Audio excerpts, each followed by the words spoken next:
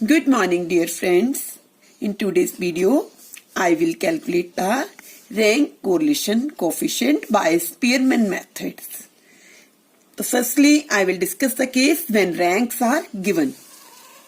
That means illustration is two judges in the beauty competition rank 12 entries as follow. That means it is mentioned in the statement ranks are given.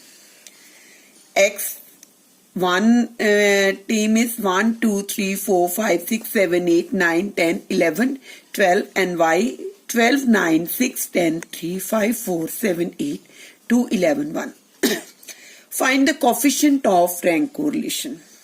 तो already statement में mention है कि ranks are given so I put the x series को मैंने क्या लिख लिया word R x R means rank of x series and rank of y series it is given 1 2 3 4 5 6 as it जो mention करा हुआ था स्टेटमेंट में मैंने लिख लिया and rank wise it's given 12 9 6 10 3 5 4 7 8 2 11 1.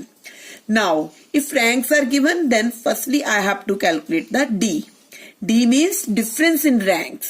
D क्यों फाइंड आउट करना क्योंकि ये फॉर्मूला होता है रैंक का this is rho is equal to 1 - 6 sigma d square over n cube minus n. D means difference in ranks. N means number of terms. तो D हमने कैसे निकालना है मॉडुलस Rx माइनस Ry. मतलब Rx और Ry का हमने difference निकाल के मॉडुलस लेना है. मॉडुलस से क्या हो जाएगा जो नेगेटिव साइन होएगा वो पॉजिटिव में कन्वर्ट हो जाएगा. 1 - 12 क्या बन गया -11 क्योंकि मॉडुलस साइन है सो +11. 2 - 9 दैट इज 2 - 9 आ जाना था -7 तो मॉडुलस के कारण क्या बन गया +7. 3 - 6 दैट इज -3 आना था मॉडुलस के सिंबल के कारण इट विल बी +3. तो ऐसे ही मैंने डी की सारी आइटम को निकाल लिया. D means difference in ranks. तो फॉर्मूले में क्या है डी स्क्वायर मीन्स डी वाली जितनी भी आइटम्स आई है उसका स्क्वायर कर लिया हमने. 11 का स्क्वायर 121, 7 का स्क्वायर 49, 3 का स्क्वायर 9, 6 का स्क्वायर 36, 2 का स्क्वायर 4 एंड सो ऑन. ऐसे करके मैंने सिग्मा डी स्क्वायर निकाल लिया दैट इज 416. नाउ मैंने इस फॉर्मूले में पुट कर देना rho is equal to 1 - 6 sigma d square over n3 - n. Rho is equal to 1 का 1 - 6 सिग्मा डी स्क्वायर हमारा कितना आया था कैलकुलेट करके 416. N means number of terms जो है हमारी 12 है 12 की पावर 3 - 12. तो इसको सिंप्लीफाई करा जब सॉल्व करा तो I got this answer rho is equal to -0.45. This is the rank correlation by Spearman rank method when the ranks are given. That means इस क्वेश्चन में क्या था ऑलरेडी मेंशन था कि ranks are given. Now in the next illustration, I will again calculate the ranks correlation coefficient by the Spearman rank method. But in this case, ranks are not given. So how we have to assign the ranks? Marks in English is given 29, 28, 17, 15, 20, 26, 27, 25, 34, 19. And marks in maths is given 31, 22, 25, 29, 42, 15, 43, 32, 20 and 40. तो that means इसमें rank word नहीं statement में mention करा. इसका meaning है कि हमें ranks नहीं गिवन है we have to assign the rank. तो वो कैसे असाइन करना है आई विल टेल यू. तो फॉर्मूला हमारा सेम रहेगा rho is equal to 1 - 6 sigma d square over n3 - n. तो सबसे पहले हमने क्या करना है ये मार्क्स इन इंग्लिश गिवन थे इसको कॉलम की फॉर्म में लिख लिया 29, 8, 28, 17 एंड सो ऑन. ऐसे मार्क्स इन मैथ्स गिवन तो इसको y मान लिया 31, 22, 25 एंड सो ऑन. तो रैंक सबसे पहले हमने एक्स के रैंक असाइन करने. वो रैंक देखिए आपने कैसे असाइन करना. सबसे जो ग्रेटर टर्म है एक्स में 34 है 34 को हमने 1 असाइन कर दिया. दूसरे नंबर पर उससे छोटी कौन सी आती है 29 को 2 में हमने कर दिया. फिर 28 है तो 3 कर दिया. दैट मीन सबसे ग्रेटर टर्म को हमने रैंक 1 असाइन कर दिया. तो मतलब डिसेंडिंग ऑर्डर में हमने रैंक्स असाइन कर दिया. आप ग्रेटर टर्म को भी 1 असाइन कर सकते हो और स्मॉलेस्ट टर्म को भी 1 असाइन कर सकते हो. तो ऐसे ही हमारा ये 2 आ गया रैंक इसका 3 आ गया. उसके बाद 27 है उससे स्मॉलेस्ट वैल्यू तो उसका 4 रैंक आ गया, उससे के बाद 26 है तो उसका 5 रैंक आ गया, फिर 6 रैंक आ गया। डेट मीन सबसे ग्रेटर को 1 असाइन करा। ऐसे फिर डिमिनिशिंग ऑर्डर में हमने उनके रैंक, ऐसे जैसे हमने एक्स का रैंक असाइन करा ऐसे हमने आर वाई मतलब वाई का रैंक असाइन करना। वो देखो सबसे ग्रेटर टर्म कौन सी है हमारी, 43 है। 43 को हमने रैंक क्या दे दिया, 1। उसके बाद हमारी उससे स्मॉलेस्ट वैल्यू क्या है 42, उसको हमने रैंक 2 दे दिया। फिर उससे छोटी कौन सी है 40, डेट मीन्स उसको रैंक 3 दे दिया। तो ऐसे ही हमने ग्रेटर टर्म को रैंक 1 दिया, उससे छोटी को 2 दे दिया, उससे छोटी को 3 दे दिया। डेट मीन्स डिमिनिशिंग ऑर्डर में हमने रैंक उनके असाइन कर दिए। क्योंकि इस क्वेश्चन में रैंक्स मेंशन नहीं थे, हमने खुद असाइन करे हैं।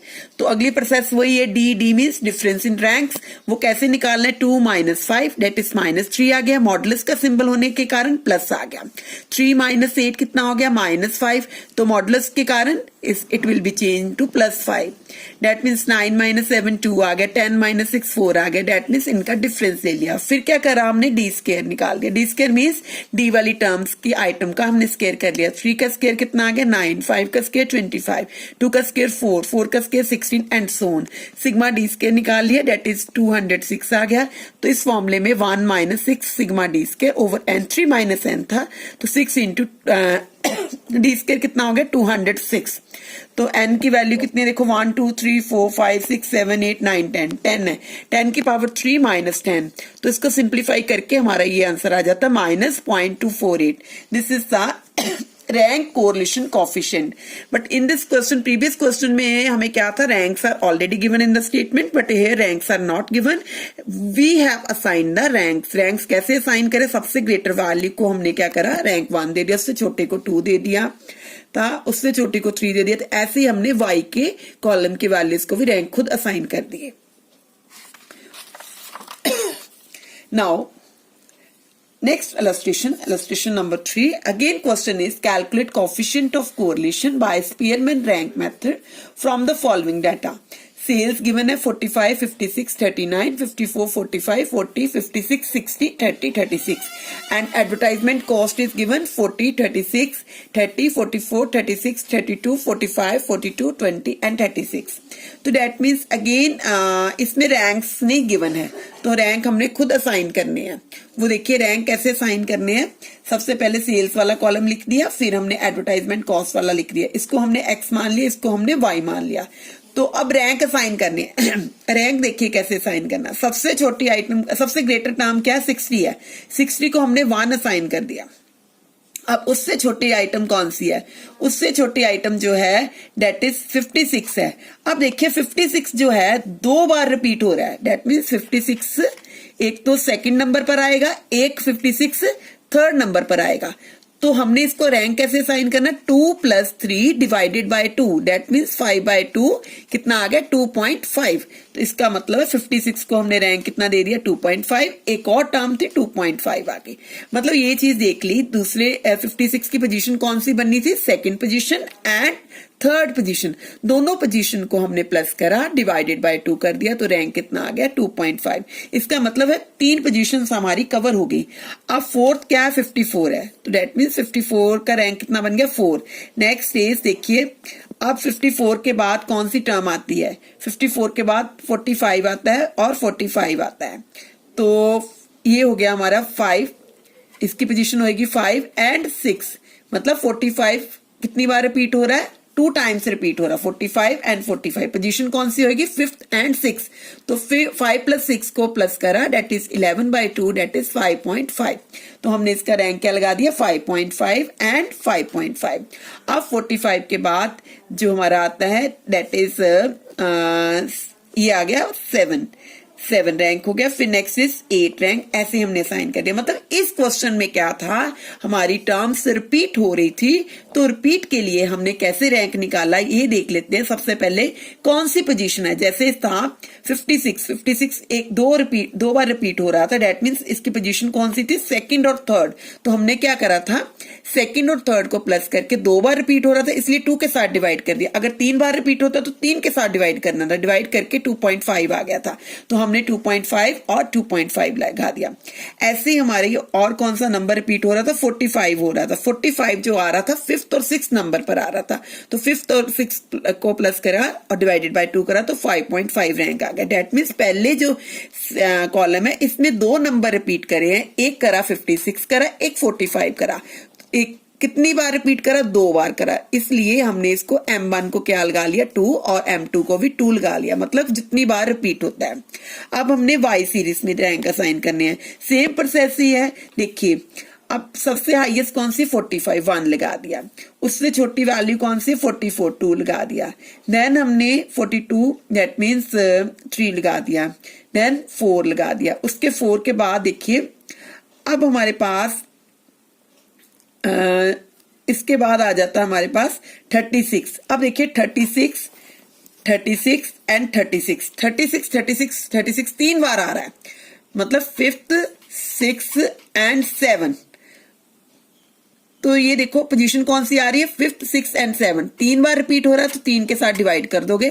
5 + 6 + 7 दैट इज क्या आ गया 13, 13 + 5 कितना हो गया 18, 18 by 3 कितना आ गया 6 आ गया। इसका मतलब जो 36 के आगे रैंक क्या साइन कर दिया 6 6 एंड 6, क्योंकि 36 जो था 3 बार रिपीट हो रहा था। 3 बार रिपीट होने का मतलब है कौन सी पोजीशन इसकी आएगी, 5th पोजीशन थी, 6th पोजीशन थी, 7th पोजीशन थी, तो इसलिए 3 के साथ डिवाइड कर दिया, 6 इसका रैंक आ गया। उसके बाद 8th रैंक दैट मीन्स 32 को 8 लगा दिया, फिर हमने 9 किसको लगा दिया 30 और 10 किसको लगा दिया 20। मतलब वाई कॉलम में हमारा एक नंबर था, वो कौन सा नंबर था 36 था, वो रिपीट हो रहा था 3 टाइम्स हो रहा था, 3 टाइम्स हो रहा था। पोजीशन उसकी देख लेते हैं कौन सी पोजीशन आएगी 5th 6th एंड 7, तो हमने उसको 3 के साथ डिवाइड करके आंसर निकाल दिया।